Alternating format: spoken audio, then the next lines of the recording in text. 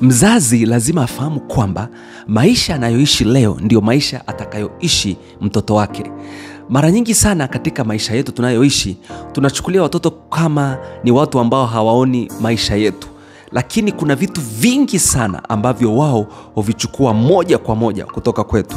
Unajua ni kama mbegu. Sisi, unajua unapootesha mbegu, ukiotesha mbegu ya aina fulani, mbegu hiyo hiyo ndio itakayoota. Hauwezi kuotesha labda mahindi yakatoka maharagwe.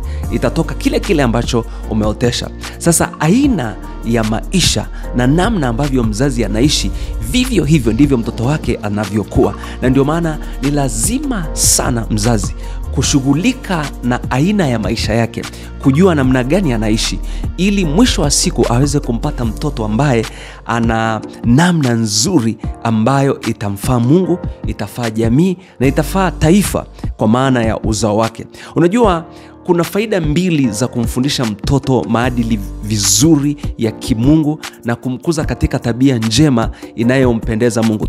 Uliona katika Luka ile 2:52 Biblia inasema Yesu akaendelea kukua akimpendeza Mungu pamoja na wanadamu. Sasa tunatamani kuona watoto ambao kadiri wanavyoendelea kukua wanampendeza Mungu, lakini pia wanafaa jamii zao.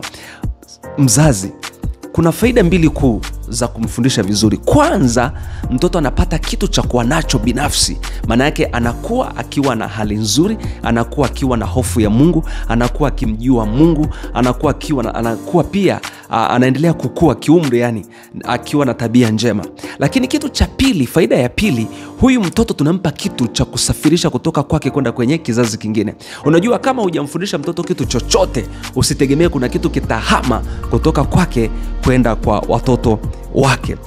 Biblia inasema katika waraka wa pili wa Timotheo, unaona jinsi Paulo mtume alivyokuwa anazungumza juu ya Eunike. Anamwambia Timotheo, ninajua imani ulionayo, ambayo kwanza niliona kwa bibi yako Loisi, nikaiona kwa mama yake Eunike, nami nasadiki hata wewe unayo. Unaona kuna vitu vimehama kutoka kizazi kimoja kwenda kizazi kingine, kutoka kwa mzazi mmoja kwenda kwa mzazi mwingine. Hiyo ndio shauku ya Mungu, kuona jinsi ambavyo maisha yetu tunayoishi leo, hata kama tukiondoka katika ulimwengu huu, watoto wetu watakuwa na maisha yale yale na aina ile ile ya uchaji, maisha mazuri ya kumpenda Mungu na kuwa karibu na Mungu. Hiyo ndio shauku ya Mungu, kuona jinsi ambavyo watoto wetu wanakuwa katika maadili mema. Lakini fahamu mzazi, una nafasi kubwa sana.